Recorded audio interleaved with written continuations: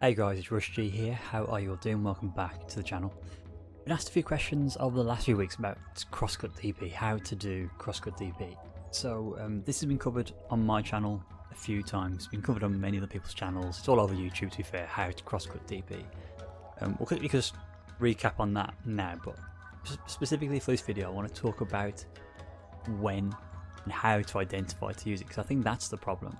The issue isn't so much how to do it, it's when you do it, and that requires you to identify it's the timing and spacing of the jump-ins.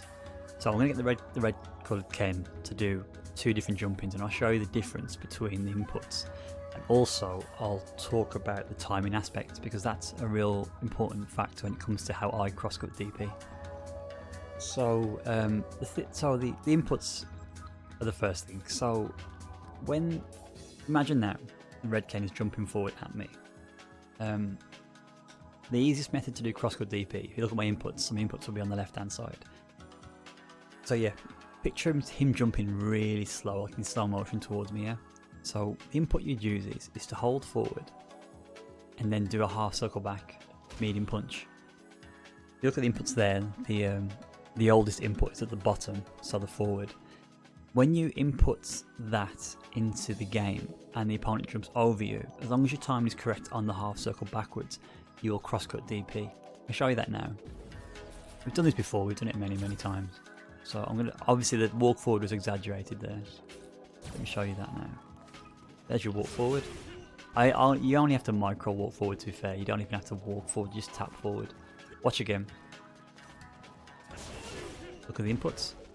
I'll just tell him to stop jumping. Oh no, damn, that's not what I wanted to do. I've got a bad habit of doing that. Okay, stop the jumping, let's go back. So look at the inputs, exactly like I just showed you in the exaggerated example. Press forward as they go over your head, half circle backwards and medium punch, and you'll get the medium punch DP every time, as long as you don't because there are times when I think if you hold forwards, yeah, I know what it is. It's when you hold forward for too long and the forward input registers as back, because obviously the red Ken's going over your head. If that happens and then you do the half circle backwards, you'll get a fireball. That does happen if you don't get your timing right, but that's a really easy thing to do. And to be honest, that's the main reason why the CrossCut DP is easy to do, because of that input. That input makes it so easy to do. The other input is, this is the tricky one, and this requires it's timing. When I refer to timing on the last set of inputs, I mean timing in terms of making sure you switch from the walk forward to the half circle back. This is more timing about ensuring you press the punch button for your DP to come out at the precise time. If you do this too early or too late, you'll either get hit by the jumping or your DP will come out the wrong way, which does happen quite often to me, to be fair. This is the autocorrect method. I'm going to show you now. So actually before we do it, let's just show you the input. So autocorrect should be done from a crouching position, and you just do forward, down, down, forward, medium punch. That's all you do. But you need to input the medium punch or the EXDP input, the two punches, precisely when the opponent has landed like on your back or where they've gone over your head. It's like the initial frames, I'd say even like frame 1, frame 2, or where they've crossed up essentially. If you do it too early before they cross up, your DP will come out forwards and they'll end up behind you. So I'll try and show you show you what happens when it goes wrong as well. It's not, I'll be honest, it's not that easy to do this, but with practice you can get it more consistent. Let's see. That's what happens when you do it too early. That's good, that's happened. You see the inputs there. I did the exact inputs that I said earlier on. The DP was too early.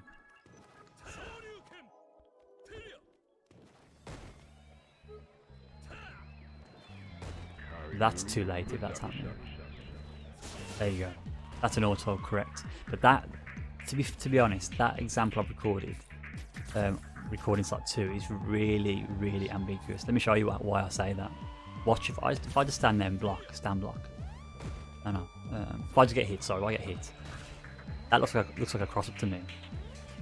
He lands in front. If I crouch, he lands behind me. So that's a really, really ambiguous jump in. It's really tough to see that. Now, I spoke about time.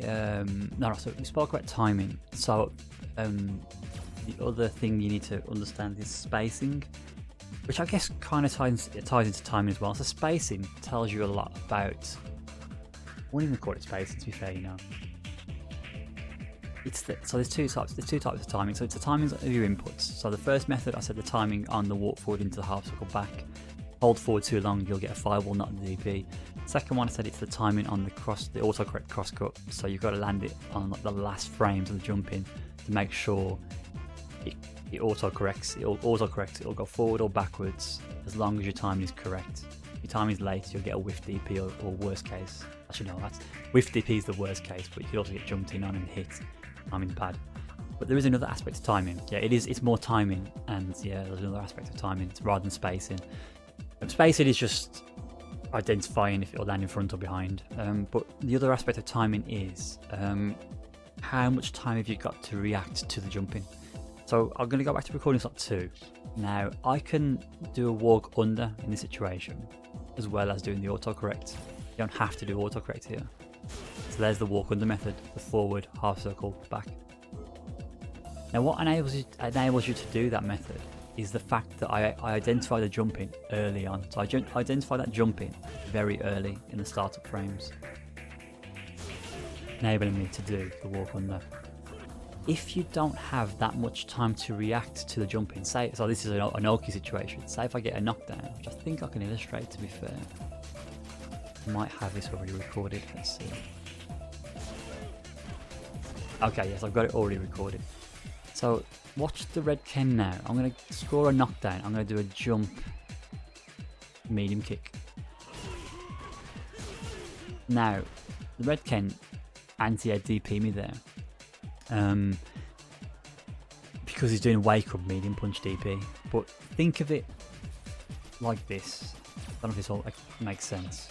But if I score a knockdown and I do a meaty jump medium kick, you've got less time to react to what I'm doing. You may identify it early on, but you can only do your DP once you've got off the ground. You can't do a walk under crosscut there, can you? Because you can't walk under. You've not got enough frame advantage. No, enough time to walk under. You have to do an instant DP. So you have to do a crouch, forward, down, forward punch in that situation, because that's going to land on your face before you know it. You can land the jump medium kick even meatier. I forget which what knockdown gives Ken the best advantage. That looks more ambiguous, yeah, the medium kick tattoo. How meaty that lands. It's not super meaty, but it's fairly meaty. So let's try that one now. Let's try the medium kick tattoo. Basically what I'm trying to say is when you've got less time to react to the jump in terms of inputting putting your inputs into the game, you cannot do the walk under half circle back. You have to resort to, oops, no, we don't want that, do we? This one? No, don't guard. You have to do an instant DP, which will be the crouch, forward, down, forward. Try medium kick tattoo. You see that? So that Ken is doing an autocorrect. The red Ken's doing an autocorrect. Not autocorrect, he's doing a crouch, forward, down, forward DP there. Now, it looks like I'm going to cross up there, but you see how it's hitting me in front every time. There you go, so that's exactly what I wanted to show you. So he's doing wake up DP, medium punch DP every time because he's dealing with my jumping. So he's dealing with my meaty jumping. But regardless of where I land, oops, that button's broken, the restart button. So there you go, timing's a bit off there. What that Ken needs to do is he needs to do the crouching forward, down, forward medium punch as late as possible to get the autocorrect. But also you have to do that because you don't have time to do a walk under. You know what I mean? You cannot do, oops, you cannot do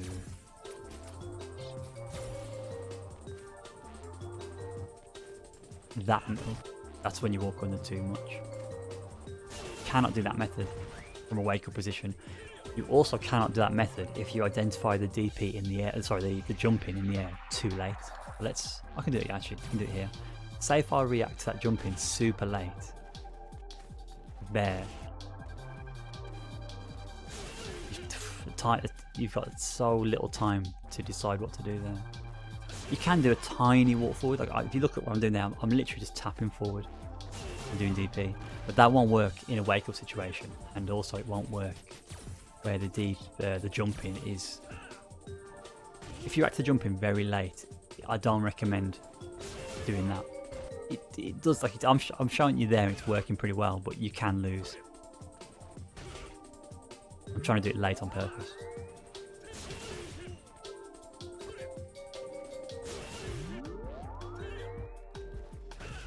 That.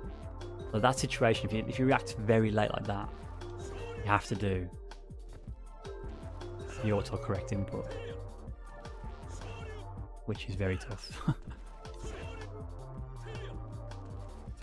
Like I said, this jumping is super ambiguous, man. It's mad.